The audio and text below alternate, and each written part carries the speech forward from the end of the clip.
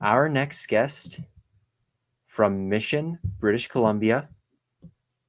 He started out his junior hockey career in the BCHL with the Chilliwack Chiefs, where he ended up being drafted by the Vegas Golden Knights in the 7th round of the 2022 NHL entry draft. He then committed to the University of North Dakota and just finished his sophomore season there. I am extremely excited to welcome to the Jungle Hockey Podcast, ABRAM WIEBE. Weber, how are you, buddy? Doing well. Thanks for having me, guys.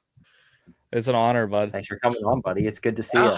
We're excited I for just it. got to say, yeah, for the people that are watching, the background with the mission stuff is just amazing. Unbelievable. It's a nice Unbelievable. It's Yeah, no unbelievable. There's like We'll get six into all that, but it's just so the jerseys are perfect. between the three of us. So all the medals are up there too. That's crazy. That's actually crazy. I know, it's pretty cool. I still got my hat. My hats are hanging up. You can't see them, but they're like right up there. Oh, I got mine too. They're hung up. Oh yeah. Mine are in my closet at home, but Oh yeah, I guess Owen doesn't really have easy access to them right now. yeah, no, not right now. But yeah, no, dude, we're super psyched to have you here. Obviously, our first NHL affiliated guest. It's pretty big step for us. So thanks for making the time. I know you're really busy with your off-season training before you head back to Vegas, but I don't know. I think we'll probably start off traditional here. I mean, I know we got a lot more to get into than our typical junior B player or junior A tier 2 player interview here. So, just growing up, kid in Mission, BC, how'd you first get into hockey? And, what was your inspiration and just how'd you, end up growing and developing in Mission? Me and Owen were around, right? Oh yeah. For every step of the way. Man, started back. I think the first time I ever stepped on the ice, I think I was 4 years old. Yeah. I think like just turned 5, but I was 4. But I think just the inspiration was like my uncle Keith Brown, who played like 15 years in the NHL with the Chicago Blackhawks and Florida Panthers. So that was like a huge reason why I just fell in love with the game. Like he was a huge role model of mine and someone that I always looked up to, who I always wanted to be like. And then Mission was kind of just, the start of it where I fell in love with it and everything. And then you just look at the coaches that I have. I know all you guys had Damon as first head coach. Oh, yeah. And he was a huge, reason where I am today, just developing, me as like skater, fundamentals of the game. And then we all had Todd Geddes too, growing up with power skating and stuff like that. Of course. I don't know. Those guys are like the foundation of Mission minor hockey, and they've done such an amazing job. And, they did a huge job for me, just developing me into the, the player I am today. And I owe a lot to them. And that's kind of the, reason why I started in Mission and just the reason where I, got all those good habits and, what it's like to play hockey from those guys as well. I think that just thinking back to those days, like when we were together, is you were always the guy with the biggest smile on your face when you were coming to the rink, like all the time, like this fucking huge smile on your face every time you come on the skate. So like, where did that kind of where the love for the game like kind of started? Or oh yeah, I just loved coming to the rink. I remember like I used to come to practice like 3 hours early in Mission. Yeah, dude, that's what I was just gonna say. Is like I was always at the rink early, like no matter what it was. Do you remember how quickly you used to get undressed? Oh, seconds. You know how ridiculous that is? Undresser of all time. Oh yeah, I must hold a record. Honestly, someone timed it. I forget when it happened. It was less than 2 minutes. Yeah. Oh, it was craziness. Yeah, I think it was less than a minute. Yeah, it was like 2 seconds on each skate, and then everything else. Yeah, if you stayed on the ice for an extra minute after practice, you get to the room and Abram was gone. Oh yeah, it was insane. But yeah, he'd be there 3 hours early, so kind of made up for it. But yeah, ridiculous. I'm not that fast anymore. Oh, you like to sit in the room? I was gonna say your facility's a little nice to try and get out of there too quickly. That's right. Yeah, it's hard to rush out of there. Yeah. No.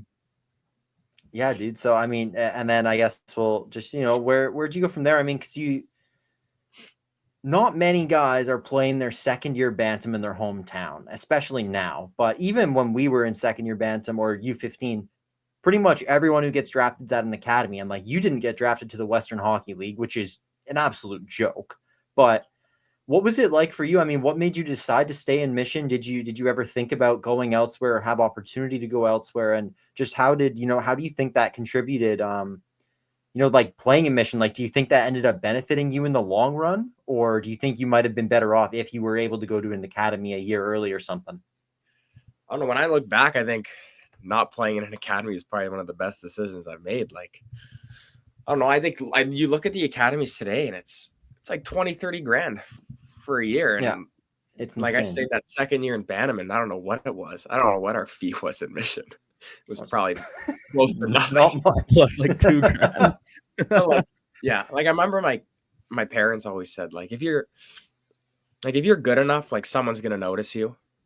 And that's what my uncle and my parents always said. Like, so if you're good enough, like a scouts or someone's gonna notice. And I think that like the first person that was like Peter Hay, for the Fraser Valley Thunderbirds. So like in my second year Bantam, like he gave me the opportunity to like AP and like skate with those guys. Like when I was in Bantam second year, I played a couple games of Major Midget, I think, and that's when like Gage Gonzalez and those guys were on that team. So they were like a solid team. Remember so when I I got watched you, I think. Too. Yeah. And then so I think it was like an unbelievable decision, and like I love Mission so much, so I'm so happy that I took that extra year too to play another year and wear that jersey and go back-to-back provincial championships too. Tier 3 provincial champs. Yeah, right. I see that jersey right behind you. It's still got the, what was it, BC hockey, like that anniversary sticker we got to wear. It was like the sickest thing ever. I got mine up too. So maybe talk a little bit about those, the back-to-back provincial championships, like, way back in Mish. Like we had some pretty awesome destinations too with Cranbrook and Nelson. So just we're just was Cranbrook the first one? The good old days. Cranbrook was the first one. Nelson was when we were second years. Yeah. Oh man, I know. The first one was so cool. Like, I don't think I've never been up to Cranbrook before. No. I just remember spending the whole week there, and then I think we played like Cranbrook the first night, and didn't we win like 24-0 or something that game? It was ridiculous. Yeah, it was like Cranbrook A2. We played, you scored from center that game. Yeah, like it was a crazy game. I don't know. I think it was just so cool because like you always heard like Mission never had won one, and I know like the year before when Gage played in Mission, like I think they were in the tier 2 or provincial championships, and it was held in Mission, I think. Yeah, we all had to watch. And they were close, and they almost achieved that. And like obviously ours was tier 3, but it was so cool to like be like the first team ever to win one. Like it's so cool. And like I think since then, like Mission, like we kind of we put Mission on the map in a way though. Like since then we've won so many. Yeah. Yeah. We went back to back, and then both of my brothers have won 3. Like Dryas won 2 and Solly won 1. And then like it's crazy how many of these guys have. Mm-hmm. Mission's done so well for themselves. I think it's pretty cool, like kind of where Mission started and where they are now. Yeah. No, you'll have to hear the love for Mission even when you're up in the big leagues now. Do you remember when we rented the car to go to Cranbrook? Yeah. Me and Owen, our families rented a car to drive to Cranbrook together, and it was just that was like that's a core memory of mine from minor hockey. Unbelievable. And the dyeing, our hair was all blonde and shit. Like we just looked. Oh my God. Your hair basically didn't even change, bro. Me and Owen's turned like orange because our hair is so dark. Yeah. Orange. Yeah. It was not blonde. No, not bleach blonde at all. It was pretty rough, honestly. I remember like I had really long hair when I first got it dyed, and it looked so like orange. It was brutal. I basically cut all my hair off the next day. I think got it really short. I got the 17 shaved in the side of my head. I remember the next year you were so against doing it again. I know. We did frosted tips. Yeah, we did frosted tips. We dye our hair for the second year too. Yeah. I think we did frosted tips, which is just brutal. That was bad. That was it. That was the we should have just gone all in. The clutch Ethan Self goal to secure the back-to-back Yeah. provincial championship in a hostile environment. That was unreal. Yeah, that was just incredible. Yeah, a lot of good minor hockey memories from the old days. But eventually, obviously, you end up playing for the Fraser Valley Thunderbirds, and you already talked about Peter Hay. But just what did those years in that organization? Obviously, Joe was on your team for I think that whole time as well. Like, in that organization, and what did that those coaches really do for your development and playing in that league, and obviously unreal facilities for you guys as well in the ABRAM. Yeah, like first year minor midget, we had Travis Audie as our head coach. And that was like, it was an unbelievable year. Like it was like the first time I hadn't worn a Mission jersey, so it was obviously a little weird. And then you're playing with guys too from all over the Fraser Valley as well. So that was pretty cool. And I don't know, it's kind of like the first time where you're playing with guys that like everyone's good. Like there was no dead weight. Yeah, exactly. Like everyone was good. So, you're kind of able to see where you ranked up against guys. And like for me, I was given the opportunity throughout the entire year to like practice with the U18 team, which was Peter Hay's team. And then I suited up for quite a few games as well. So it kind of just gave me like, just I guess the confidence, just moving back up and down to just, play well at that level. And it was kind of just time it just gave me the opportunity to grow my game as well as a defenseman. But at the time, though, I was tiny. Like I wasn't. Yeah. You were skinny you were super skinny. Yeah. Like I didn't really grow until I hit like Chilliwack first year. But like Peter. And then like after the U17 year, jumped to major midget. And that was kind of like a really good year as well. I was just. Peter like trusted me and gave me a ton of opportunity to kind of showcase myself, and it was just such a good year. Like it's such a good group of guys, both my years with the Thunderbirds, and it's such an amazing organization, and I'm so thankful that I was given the opportunity to play for them. I just wish you could go back in time and go through it again, because it's. I wish we had Well, I guess you were already in Chilliwack at the time, but the COVID year just kind of screwed us. I know, and you guys were a good team that year as well. Yeah. Yeah. But I was gonna say, I remember the day where it was like you decided that you were gonna go play Chilliwack and not come back, and that would have been, and it was like I'd already said bye to Owen because Owen had made the jump to Fraser Valley, or not Valley West, and then the Outlaws, right? But then I was like, oh, I'm gonna leave ABRAM now. ABRAM's leaving me behind, so I was kind of like stuck in the middle. So I guess kind of how did that process kind of come up, because you did it pretty quick, obviously, and like how did that first opportunity like kind of come across your plate? Like who reached out to you, and then kind of how did it go like first year going into camp and stuff against a junior A level? I remember you saying Nanaimo was kind of where you were thinking to go at first. Is that am I remembering that right? Yeah, it was Nanaimo and Cranbrook were kind of like the two teams I was talking to. I think Salmon Arm as well. So I didn't really know, because it was kind of like, I had to leave home and I've never left home before.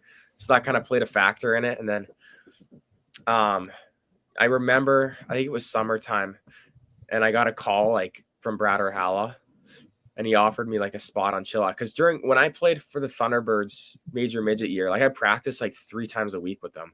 Like I'd go up and during the days and practice at like 11 o'clock or something like that, or 1, and I would go up and practice with them. And I didn't really know if they were going to offer me, but then I got a call from Brad Orhala. I remember the day I was on the deck, and he offered me a spot on the team as the 7th defenseman, and I took it right away.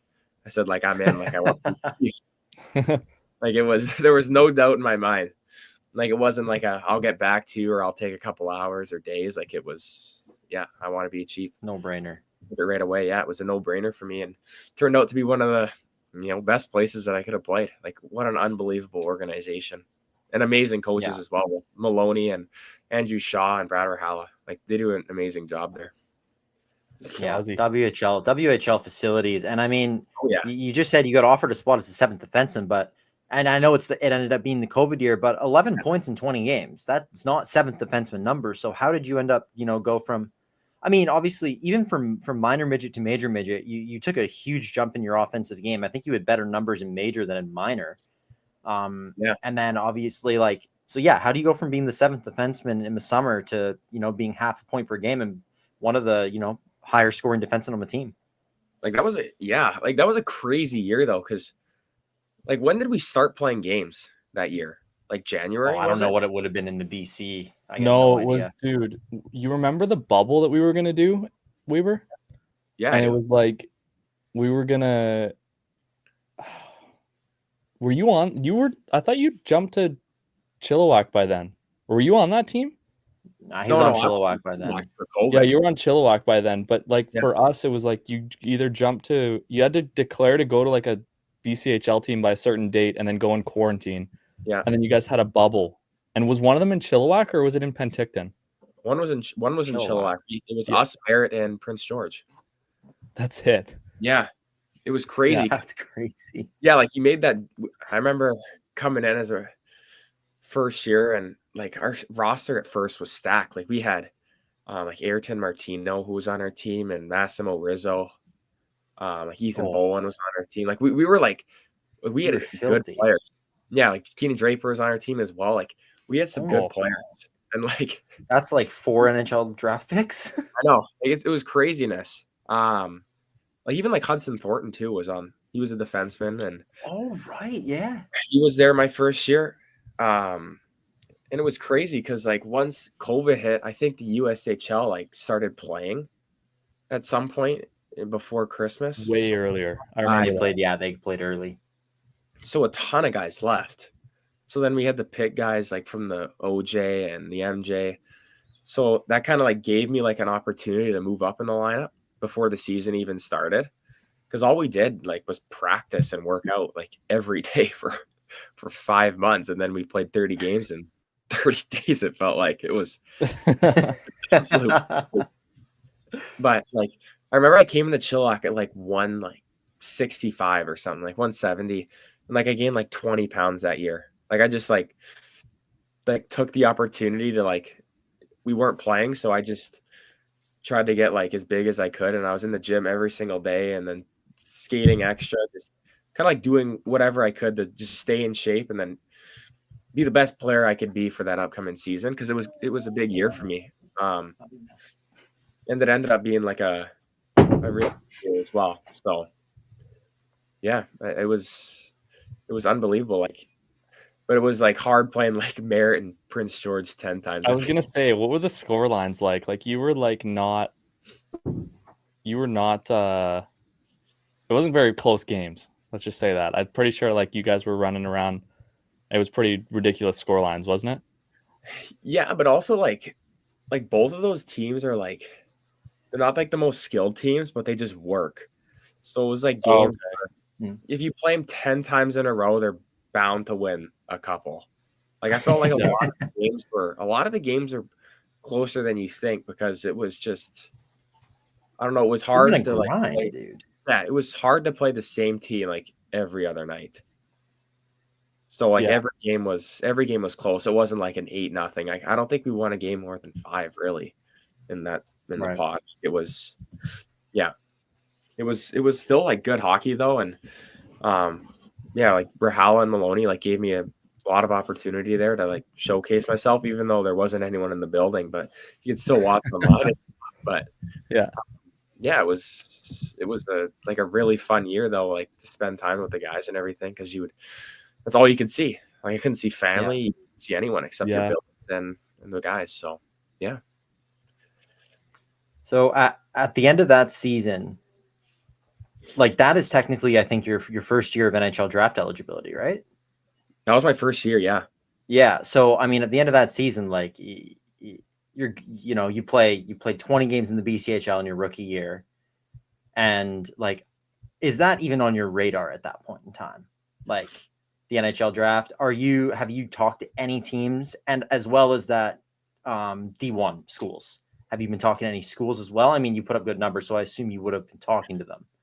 Yeah, I was talking to a couple. Like I think the first team that ever reached out was like Bentley University. Okay. But I don't think I talked to an NHL team at all my first year in Chilliwack. Okay. And then I didn't have a single Division I offer after my first year at Chilliwack either.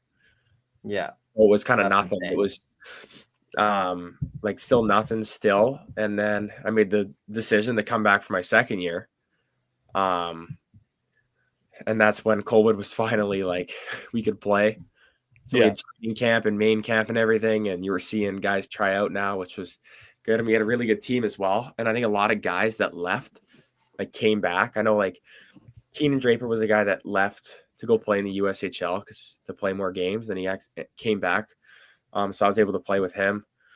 So we had a really good team that year. And that's kind of, I had a really good summer training with Vic with the fitness lab and skating. I think I skated with Andrew Shaw that summer in Chilliwack. Oh, yeah. And second year, I think just like the first year was just to gain like knowledge of the league and everything and kind of what it was like. Because everyone's bigger, stronger, and faster every time you move up a level. So it was a huge adjustment, but I just used that to just learn. And then head into my second year, I just used it to my advantage and kind of just kept the confidence going from my first year into my second year. And I ended up having like a really good start to the season. And then kind of when showcase came around, I had a really good showcase. And then I had like a ton of offers from Division I schools. Like I remember I got my first offer was like from Northern Michigan. And it was, I think it was 70% or 75%. Yeah. And like, I was like, okay, like I might take this because like I had never gotten it before. And it was just so new to me. It was so new to my parents and everything. And like, who would have thought I'd get 75% off university and go play Division I hockey? Like it was unbelievable. Yeah, of course. And then I think it just talked to my coaches and it was just like I got tons of time to make a decision. Like don't rush anything. Then I ended up talking to quite a few schools, and then NHL teams were reaching out where I did just do questionnaires and stuff like that.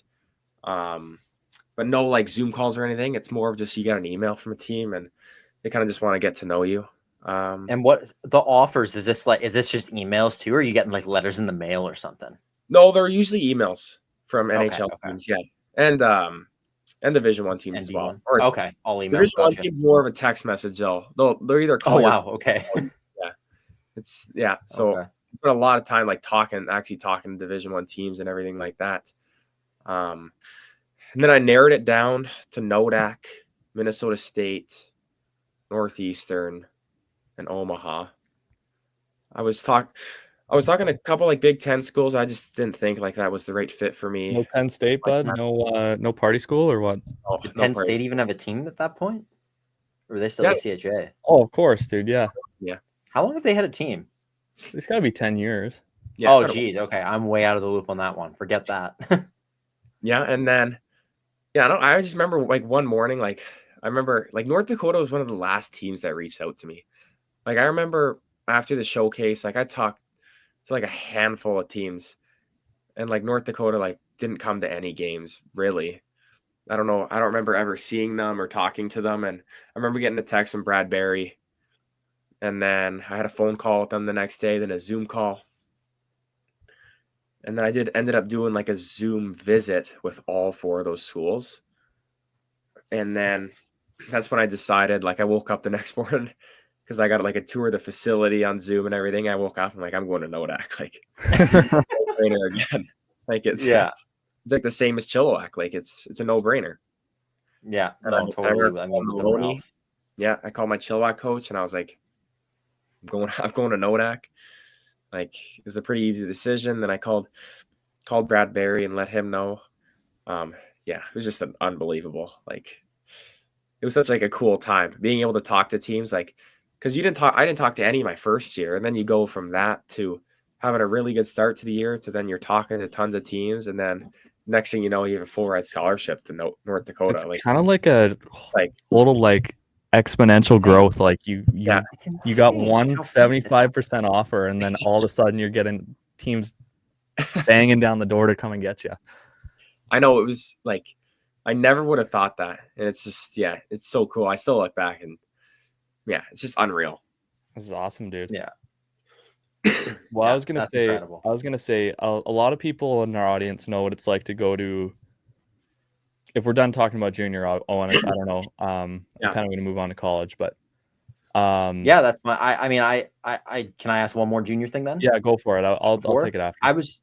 Yeah, no, I just want to say like you. I mean, obviously, you have that incredible year, and in your second year there, and you end up getting drafted to the NHL, which is just mind blowing. But we'll talk about more of the NHL stuff after. But after you end up just returning to play one more year after being drafted and committing, you got named the captain of the Chilliwack Chiefs, and I just wanted to ask like what that must have been like. I remember seeing the video on social media of them like telling you got it, and I just wanted to ask like what that must have been like, because like as a Mission kid, that's doesn't get much better than that. I know. Like I remember sitting on the couch, and I remember Nodak called me, and I'm sitting on the deck, and he goes like, "Congrats," and I'm like, "What? Like, what do you mean?" And he goes, "Well, you named the captain of the Chiefs." And then I was like, "Who told you that?" And he goes, "Oh, like I don't think I was supposed to say that." And I'm like, thanks for telling me. And then like 24 hours later, like Maloney called me into his office in Chilliwack, so I drove down, and they named me the captain. Like they brought in my jersey and everything like that. So it was like so cool, because like you come in as a rookie, and like you grow up like watching juniors, and then it's just like everyone's just so good, and then next thing you know, you look at yourself and like you're the captain of the team. It's just so cool. Like I was so thankful that I was like given the opportunity to lead that team. And it was just, yeah, coming from Mission 2, and then like who would have thought I'd be the captain of a junior A program like Chilliwack, because it's such an amazing organization. So Yeah. it was surreal. Like One of the few local guys left probably at that point, too. Yeah. Yeah, that's Yeah. awesome. Yeah. Unreal. So okay, yeah, sorry. Now go ahead, Joe. okay, so yeah, so I was gonna carry us into, we were talking about North Dakota and everything. So a lot of people in our audience like know what it's like to go to a junior camp, know what it's like to like, I don't know, kind of make a junior team, maybe be on the bubble of making a junior team, kind of know the culture and everything, and like what a main camp looks like. But I was wondering, like, even for me, because I don't even know what it's like to go as like a first year freshman student going into a main camp for college, where everyone's on the team. Everyone there is playing on the team for sure. Yeah. But is it the same level of competitiveness? Is it the same level of kind of, okay, I'm fighting for my life? Or is it more like you're just trying to be the best you can be, or work your way up the lineup? Like, how does it work? Oh, yeah, it's definitely weird, because like you look at Chilliwack and you got 40 guys at camp trying out for a team, but then you go into Nodak and everyone that's there is on the team already. So I remember, yeah, going in freshman year, and it's weird because like they're like most guys are drafted. I know this year we had about 15 NHL draft picks, and I'm assuming it was pretty similar to my freshman year. Mhm. But like when you're in college, you're not treated above anyone, no matter what kind of draft pick you are, unless you're a first rounder. Obviously, you're going to have definitely like a bigger leash, but you're coming in as a true freshman, like you're 16, 17 years old. So that makes sense. But like, yeah, like in North Dakota, like that's like the culture there. Like no one's greater than another person. Either a first round pick or you're an undrafted coming from like just a junior league in Manitoba. Like everyone's fighting for a spot. So that's what it is. Like, remember getting there and we're skating every single day and we're working out every day and just getting bagged, and like you just got to prove to yourself that you're good enough to play. Like it's a fair game for everyone. It's just, if you're not good enough, like you're not going to play. And if you're going to just work hard and, prove to the coaches that you're good enough to make the lineup, like it's going to benefit you in the long run. And I remember like freshman year, like there was 4 freshmen that came in, and then we had 8 new defensemen. Like every player was new. We had 4 transfer defensemen. Whoa. So we had Garrett Wow. Pike, Keaton Pearson, Logan Britt, and then Bennett Zamolik. We're the 4 transfer defensemen. So we had 3 fifth-year graduates on the back end, a junior, and then 4 freshmen. So it was like every spot was available kind of thing, because there was no returner who had solidified himself in that league. Yeah. Most guys were coming. Like, we had a guy come from the Big Ten, so Michigan, and then a couple other guys from like lower end divisions in college hockey. So it was pretty cool to like also learn from those guys as well, because we had some like big boys on the back end and that have played a ton of college hockey games. So it was pretty cool to like work with them and kind of learn what it's like to play college hockey, because guys are huge in college. Like, you're playing against, you go from juniors where you're like one of the oldest guys, and then you're playing against like a 26-year-old fifth year. Like, it's craziness. So yeah, it was such an amazing freshman year, like a great group of guys. And just, yeah, I kind of just took that year to learn, and it's like I did in Chilliwack, just learn and then just continue to gain my confidence and grow at every single game, because everyone's big, fast, and strong. So just my goal is just to get better every single game. And I thought I had like a good first half, and I didn't put up any points. I think I started like my freshman year off with like 1 point in 21 games or something like that. Yeah. But it wasn't like I was like awful. Like, it was just points weren't coming. I was still playing my game. Nothing was coming. And then I kind of every game, right?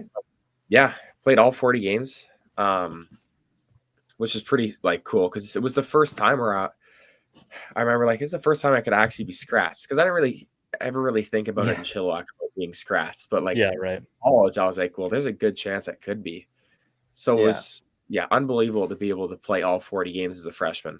It was pretty cool, but yeah, it's such an amazing program. But like, just back to what I said, yeah, like the first half was 1 in 21, and then second half, I don't remember what I had, but I just remember just coming after Christmas, and I just found the game just a lot better. I think I was just comfortable with it, and I kind of just continued to grow my confidence, and I think that's when I continued to, just kind of excel a little bit. And I got a lot more opportunity playing on the PK and stuff like that. And I got a couple opportunities on the power play as well. So just like Brad Berry as well. And our coach, Dylan Simpson, just trusted me and gave me the opportunity to get better every single day. So what was that, that first, you didn't see the campus or like anything like before, you said virtually, right? So did your family come down with you that first day? No, it was just me, actually. You're by yourself? By myself. Okay. Yeah. What was that like, the first like kind of stepping on campus, like getting off the plane in North Dakota? Dude, like those facilities. Getting into the facility, getting on the facilities. campus, like what were the thoughts going through your mind, kind of? Well, you arrive in Grand Forks and you go like, well, where am I in the first place? There's absolutely nothing. It's just, there's no mountains, there's nothing, just it's cold, windy. Then like you turn a corner and you see like the most beautiful building you've ever seen in your life. It's like where did this come from? Like, it's unbelievable. Like, I remember walking into the arena and they kind of just showed me the rink first, and you look at it and it's a full-size NHL bar. Like, it's a little bit smaller. We hold like just over 12,000, but it's huge. That's insane still. Yeah. That's more people than I thought. Yeah. And you got like the biggest scoreboard in North America. Like, it's absolutely massive. Like, what? Like, you have to be there to experience how big our scoreboard is. Like, it is unbelievable. Is that why you committed, the biggest scoreboard in the league, or what? Part of it. And like, yeah. And then you go downstairs and you like just you think of like the college football gyms. Like, when you think of like a nice gym, that's what you think about. And like, ours is like unbelievable. You get like 12 squat racks. It just goes, it's like, it's huge. Like, you get a whole runway down the middle. Like, it's unbelievable. A shooting room in the back. Then we got smoothie stations. I gotta say, the only reason I can picture it is because of someone, I think Barstool did a walkthrough of everything. Spitting chiclets. Spitting chiclets, yeah. And I watched that YouTube video and I was like, oh, there's WIEBE's stall like over in the corner or whatever. But yeah, anyway, they were there, and then like Jesse Pollock too. Oh, right, yeah, Bar Down did it too. Yeah. Came too one day and was filming. So it was pretty. Yeah, I remember cool. you sent me a picture of Grinelli. Yeah, he was there. We spent quite a day with him as well. Yeah, I know, it's so cool. Like, yeah, that's unreal. Yeah, like that bar, it's unbelievable. Like, you have to like be there to experience it. Like, you take a photo and it doesn't do it justice because it's just, that's awesome. Yeah, it's unbelievable. Like, we're spoiled there. It's it's unreal. No, and then I mean the fans too, like the atmosphere, like what's it like to play, like what's a game day at the Ralph like? Oh, did you live on campus your first year, or was it, how does it set up? I want to know. Well, I actually lucked out because if you come to college and you turn 20 coming into college, you can live off campus. 20, hey? It's 21 for us.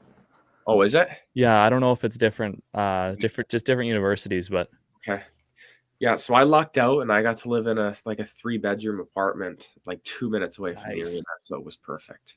Nice. That's sweet. Yeah. What were you saying, Owen?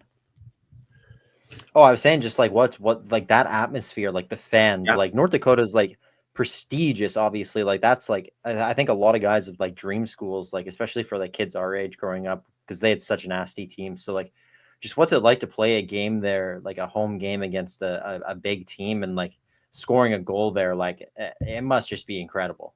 Yeah, like I know our first game was against Army West Point, but I'm going to skip that because I know our third game was against Minnesota, and that's like our biggest rivalry. It goes back decades. Just look at like the old videos at North Dakota and Minnesota playing. It's like crazy, just the fights and everything. And I remember showing up to the game. It's before the game. It's like 8 a.m. because we got morning skate at 10. And there's like 100 people in line at the student section. 8 a.m. in the morning. That's awesome. What? Like, there's people in tents. Like, there's like a tradition there where there's like a group of people that stay in tents overnight before our games. They showed this in the YouTube video, in the Chicklets video. So every game day you'll see tents there, so they stay overnight and like hang out in the student section area. Yeah. But I remember, Minnesota, and it's just packed. Like, and it's boarding skate, but you can't get into morning skate, so it's empty in there. I remember going back home and having my nap, and like I'm nervous for this game because it's a huge rivalry, and like you don't want to be the person to like put a pizza up the middle, against Minnesota, and I remember coming to the game. It's like 4 o'clock ish, and our game's at 7, and like there's got to be like 1,000 students like packed up like all the way down the road. Like it's craziness, more than 1,000, but and like going from Chilliwack where you step onto the ice in warm-ups, and there's maybe 2,000 fans there on a 2,000-3,000 fans on a good day in Chilliwack. 3 on a good day. And I remember stepping out, usually like in warm-ups, it's not like super packed. I'd say maybe there's like 2,000-3,000 people there for warm-ups. And I remember stepping out for warm-ups against Minnesota, and it was sold out. Every single person was in the stands. That's awesome. Like I'm warming up, and there's 12,000 fans. It's a sold out warm-up. They showed the video of those. They open the doors, and it's like first come first serve for the seats. Yeah, for student section it is. For student section. And so like they like all bolted straight down to it's like a riot to try and get a good seat. Yeah, I remember sitting on the bench because we do a puck toss kind of at like the 60-minute mark, and at the 60-minute mark is when the student doors open. And I remember like for that game, they were like, okay, like student doors have now opened, and you just see just a crowd just flying down the stairs trying to get their spots. Like, it was crazy. Like it's awesome.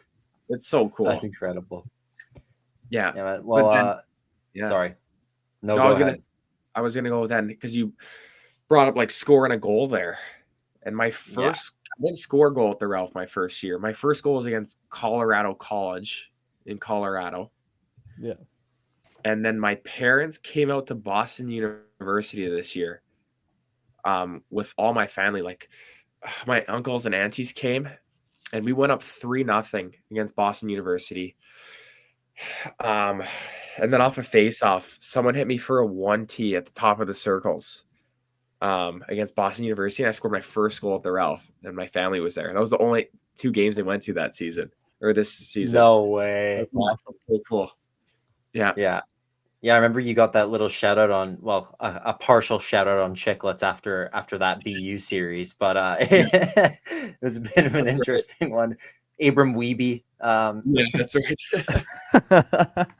Yeah, but yeah, dude. So just I mean, I think this will probably wrap up the college questions, unless Joe, you have one more. I mean, there's a million other things we could ask you realistically, but we only got so much probably time. a 3-hour episode with you, bud. But I don't think you want to sit here for that long. So yeah, probably not. We'll just do another one in the future. So like, dude, like the jump you took this year, I mean, pretty incredible. When you look at like the stat comparison, obviously you played a massive role in the team's success this year, and so just, you know, what was that like for you to just like really step up in a different role this year? And at the end of the season, was there it's kind of a double question, I guess, but was there any thoughts of potentially going pro, or was it always like, I'm playing at least one more year? And like the transfer portal too has become a huge thing. And like, how have you seen that like affect college hockey? Because I know like you guys have had a lot of guys enter the transfer portal this year. I'm just curious like what your whole like thoughts around everything is there. Yeah, well, to start off, like obviously it was a really good season. Like I think I did like the same in Chilliwack, just learned what I did in my freshman year, and like we had a really young decor. Like Bennett Zamolik had hip surgery, so he was done for the season, which was one of our oldest defensemen. So me and Livin Novich I think we had the most college hockey games as D-man on our defensive core, and we were sophomores. Like it was like, that's how young we were. We had 4 sophomores and 4 freshmen. We didn't have one upperclassman defenseman this year on our team. Jeez, man. It was just like an opportunity for me to like be a leader on the back end, and like Dylan Simpson, my defensive coach, like gave me and Livanov like the opportunity, and they like trusted us to play those minutes this year because they needed guys too. And like I thought, like I took advantage of that, and I thought, you know, it went really well, and like it was a great season overall. Obviously, it wasn't like the greatest season for us as a team, but I thought it was a really good year for me. And then, like to answer your second question, like once the season ended, like obviously Brad Berry got released, and then Dane Jackson a week later was named the head coach of our team. So there was like a gray area in that time where I didn't really know what to do, and I had the opportunity. I never thought of transferring. I kind of shut that right away. And then after that, I had the opportunity from Vegas. After talking to them, I had the opportunity to make the jump to the next level, but I thought like it was best for me to take another year like I did in Chilliwack and just come back for a third year. Because you look at the guys in college that left after 2 seasons, like those guys are making $10 million in the NHL. Like it's crazy.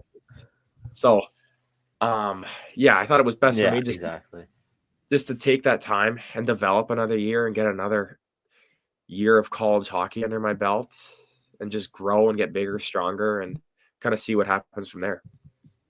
So I guess a pro hockey question, like a lot of people don't really know what a college camp looks like, and also what an NHL development camp looks like.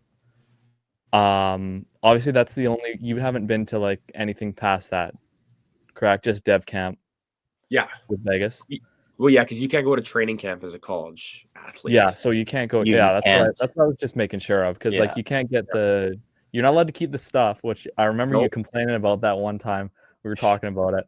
You couldn't keep any of the gloves or the skates or the sticks or the sticks and the gloves and the pants. Yeah. No, it's like the difference, like obviously the first college camp was like, it's kind of like a week before school starts, and that's just more of like just a lot of heavy training because Yeah. you're like making a spot compared to like dev camp. It's like in June, so you have like so much time before the season starts. So it's more of like a get to know you in a way, and Okay. just kind of like educate yourself on what it's like to be a pro. So like there we just do like a lot of nutrition camps and just conditioning and kind of like learning about the body and like what you need to do before and after games and stuff like that, how to maintain Mhm. it. And then like you have guys come talk to you. So my first year we had Zach Whitecloud talk to us. He's like a lockdown defenseman on Vegas. And then you got guys walking around like Carlson on Vegas was there. He's number 71. And then Shea Theodore, who's a BC boy, is there. So Yeah, I it's was like gonna say, how was that? Did he come up to you and say, did he recognize that you were on Fraser Valley, or? no, I don't think he did. But I know like him and Travis Audie are pretty close. So I was able to Okay. talk to him for a little bit. But yeah, it's like pretty cool just to see like guys that play in the NHL that you watch on TV all the time and then be able to see them in person and then just kind of see like have them talk and kind of look what their daily life looks like and stuff like that. Mhm. So like those camps I just use those camps just to just learn and grow because you're getting taught from like the best of the best. Like Right. everyone's out there, all their NHL coaches and assistant coaches are out there and the AHL coaches are out there. So it's pretty cool to like when you're doing defensive skills, it's pretty cool to see what they're doing and stuff like that. Yeah, that's right.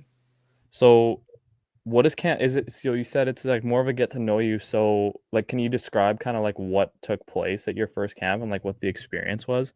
Because I'm just Yeah, kind of interested in like, obviously Vegas is like a super production. Like they're known for like, like the extra bits, bringing the extra bits to hockey, like making it accessible for like everyone. So like, what did they do for you? Obviously, you guys have a dev camp, so it's like you yeah, scrimmage and stuff, I assume, but like yeah, off ice stuff too. Was there anything cool, and like how did that yes. work?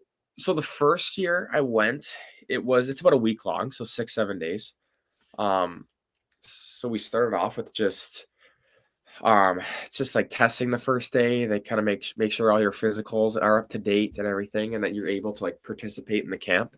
Mhm. Then from there, it's just practices and skills, and then you're kind of done for the day. And we're at like the Red Rock Resort, which is like it's an unbelievable hotel. It's craziness. Yeah, It's like a 1 minute walk from their practice facility, so it's sweet. It's 35 degrees outside. It's unbelievable. you So weren't you get uh you weren't 21 yet, so you couldn't hit the slots, eh? oh, but I had to be careful because I don't think gingers do well in 35 degrees there. Yeah, no, you're gonna burn pretty quick, eh? Yeah, they don't do well there. But um, and then yeah, from there, like you do community service, you go volunteer at a homeless shelter, you do stuff like that. Get to know the prospects and like that was like Vegas was like the first time where I was able to like build relationships and like get to know players that were like not from North America. Like you're playing guys from like Finland and Sweden. Like it's so Oh, cool. right, yeah.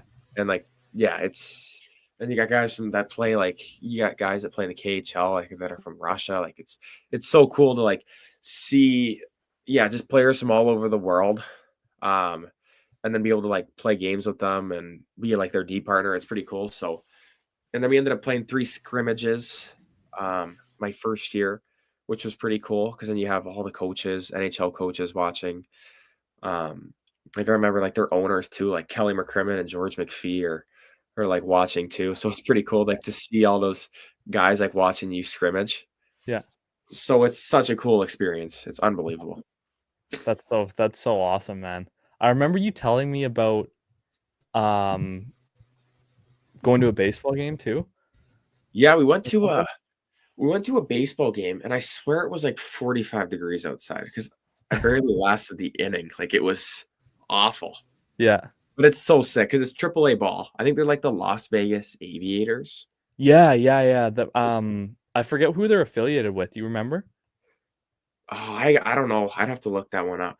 Yeah, I don't really remember It's either. It's yeah, it's sick ball. I think I watched like 7 innings of that game, and it was like it's so cool because you Yeah. got guys that like are on that team that have played a couple hundred games in the MLB. So like it's good ball. Yeah, it's good ball.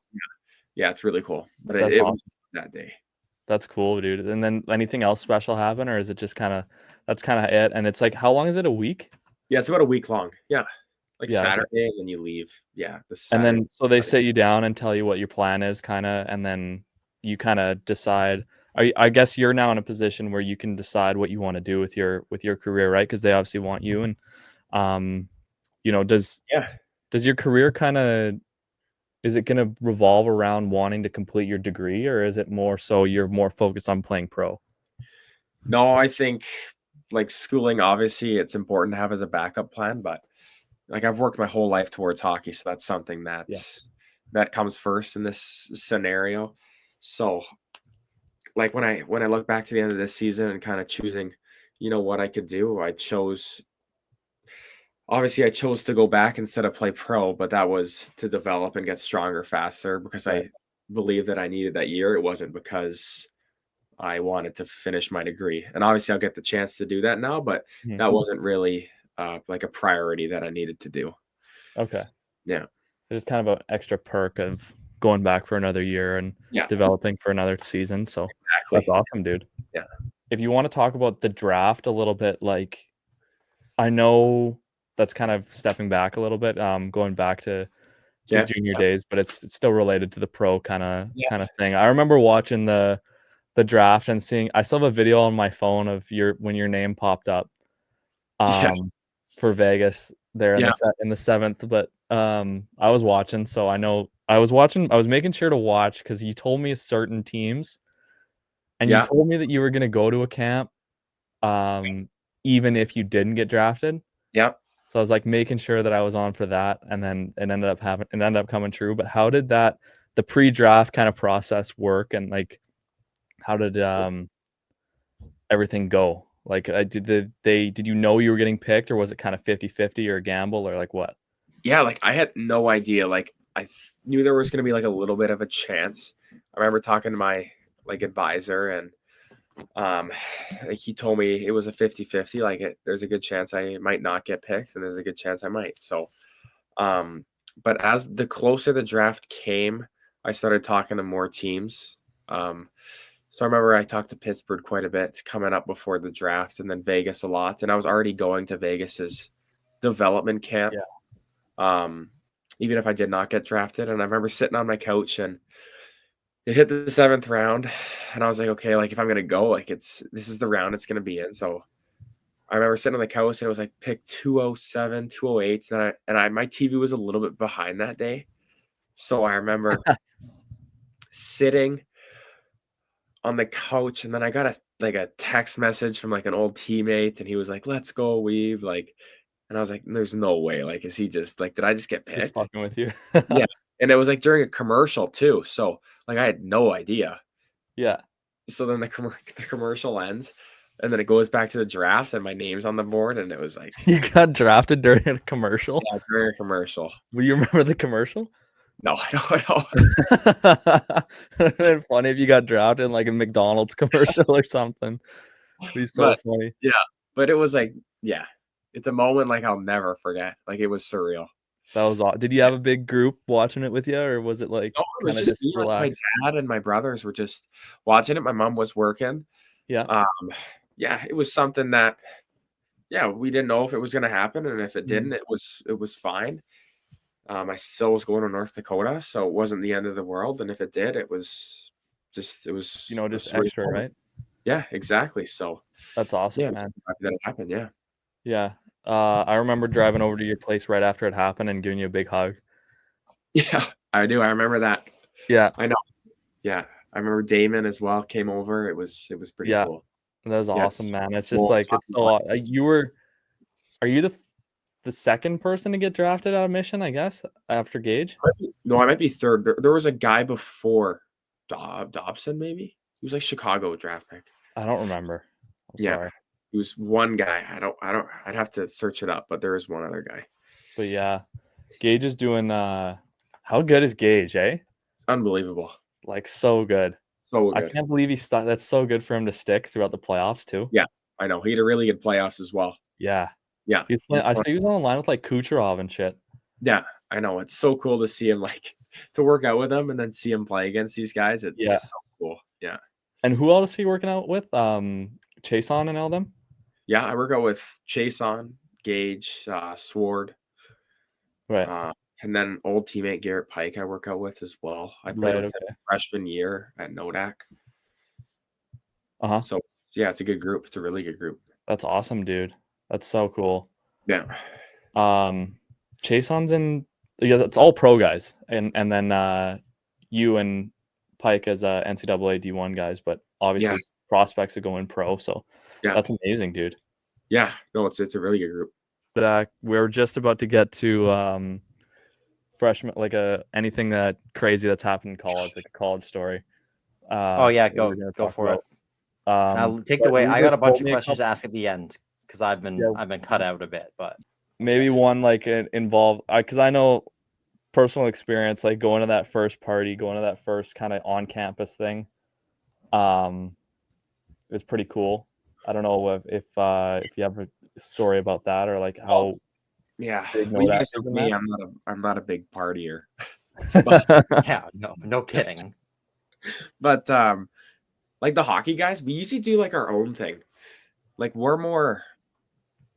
Well, let's say we got like 4 guys that own a house, so it's like, well, we have a huge backyard, so we'll just hang out there. Like we don't go to like the big like frats that are on campus every Friday and Saturday night. Like it's craziness on like University Avenue at nighttime, like that kind of stuff. But like there's like some bars that are pretty common that the hockey guys go to on weekends and stuff. But like there's no like we would never go to a frat like as a team. Yeah, okay. Yeah, fair enough. I don't know if there's a little bit of tension between us. I don't know.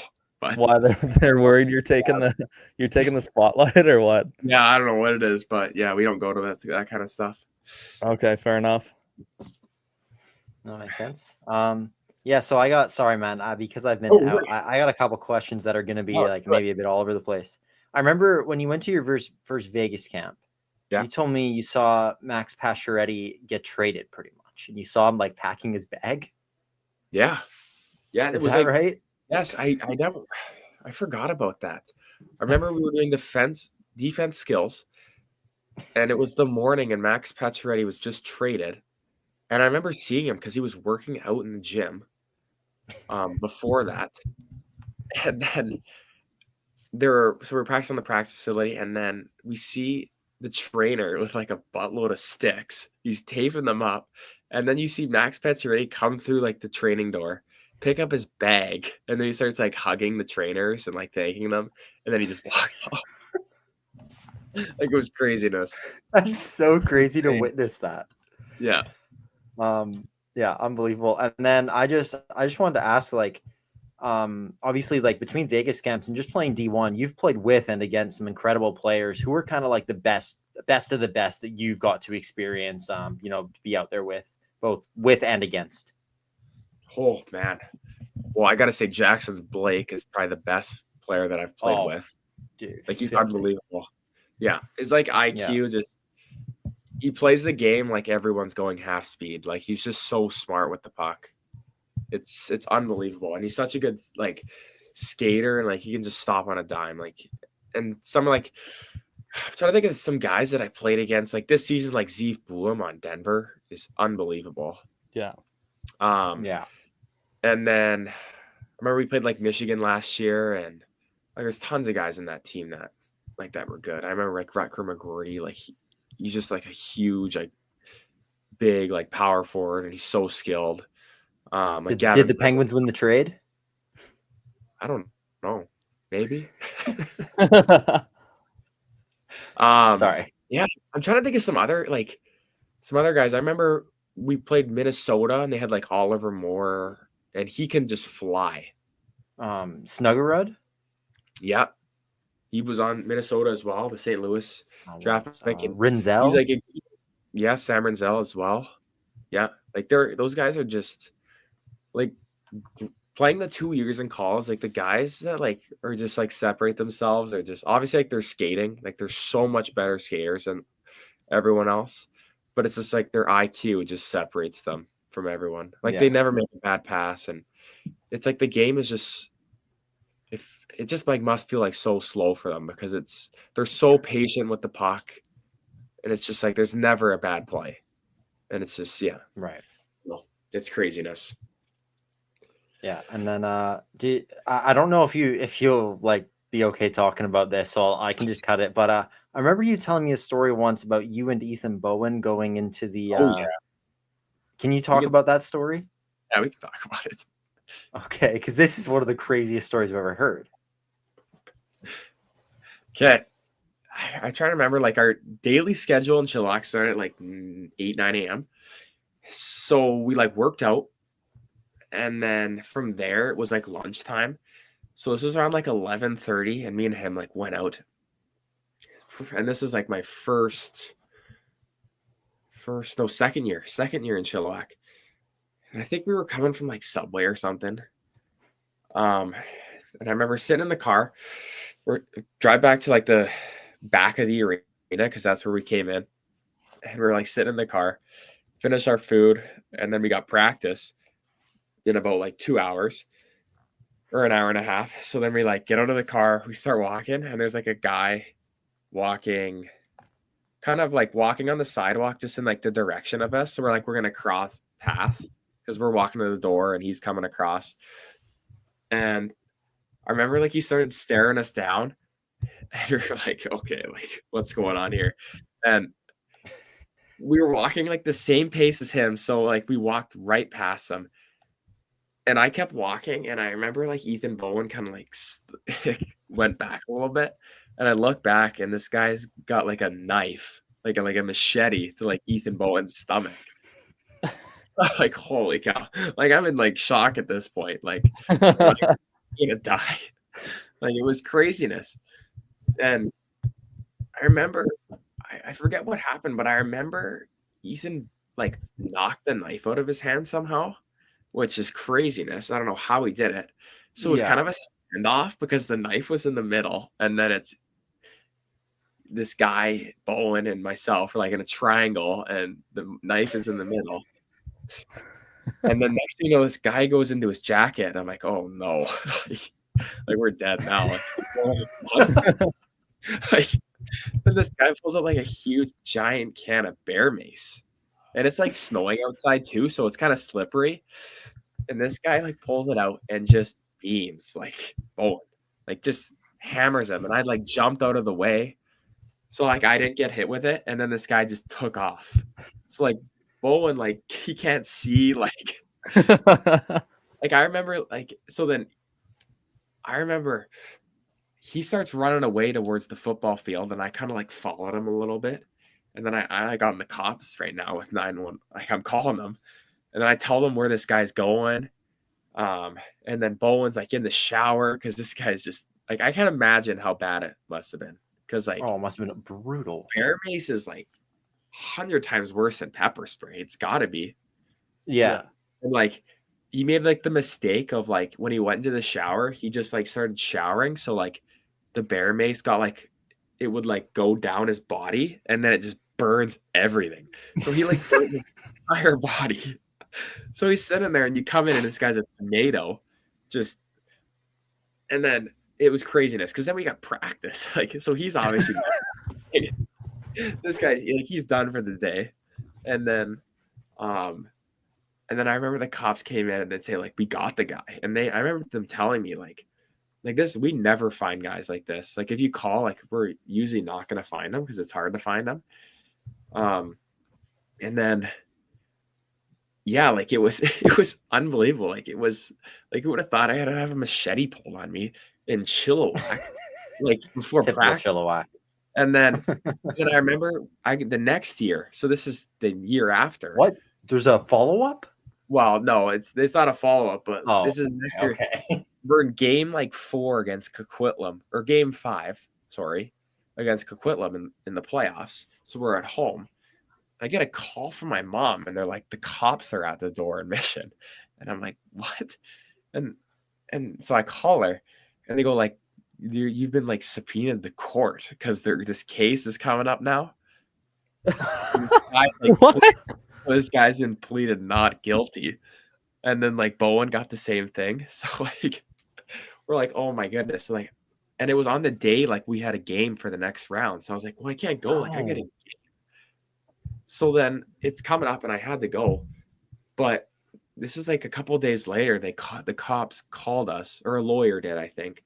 And she goes, the guy like pleaded like guilty. So like you guys don't have to show up now.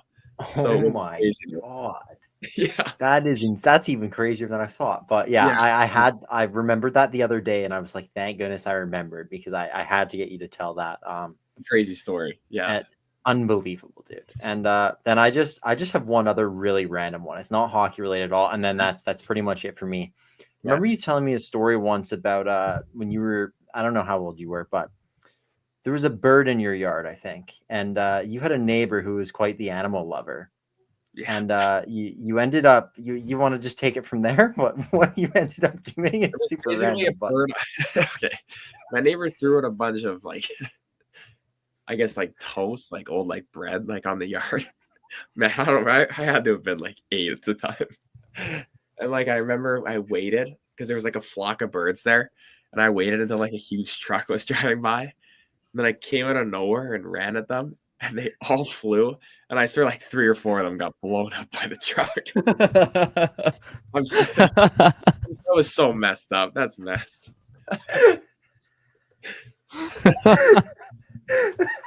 So bad. Oh my goodness. I didn't know you waited for the truck. I thought you were just like went to scare them, and then the truck happened to come by. No, it was a plan. There was a plan involved. It was great. Oh my God. It's okay. You were 8. Yeah, no, that's all for me. Besides, we were coaching that camp once for West, and you drilled a little kid in the face when we were playing Bloody Knuckles. But yeah, that was maybe bad. I'll straight face. I'll probably, dude, it was the funniest thing I've ever seen. I'll slide that clip into this video right now. Actually, yeah, you might as well. Wait, go ahead. Ow, you got my bunny.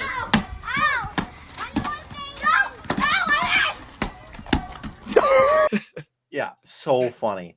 But yeah, dude, and then that's, I mean, Joe, you got anything else? And then I'll try and think of one more thing. No, I think taking up tons of your time. Ending it on the birds flying into the truck story, or it's pretty fitting for this episode, I think. Yeah. Yeah, buddy. So I mean, yeah, you know what? That's good enough for me. We'll have you on in the future again. If you're when willing. You sign your contract, bud, we'll get you. Yeah. There you go. Oh, I'd love to be back. Do it, yeah. That's awesome, man. I appreciate. So just thank you so much. I mean, this has been a long time in the making. Obviously, you've been so busy, but thanks a ton for making the time. This has been awesome. Yeah. It's just been great to sit down and chat with you again. Unfortunately, you'll be gone before I get home. So again, like, all the best in Vegas again at camp and in your season this year. I am gonna do my best to make it out to the Ralph this year for a game. Oh, I gotta see that. Yeah. No, thanks a ton, buddy. It means a lot. Yeah, thanks for having me. Yeah, it's been if you're ever in Lindenwood, just give me a text. I'll come and I will. I'll make Frozen 4 actually, and then give me some tickets. Yeah, there you go. The drive. We'll go out to Frozen 4. That's right. Yeah. Well, thanks for having me. Thanks a ton, buddy. Yes.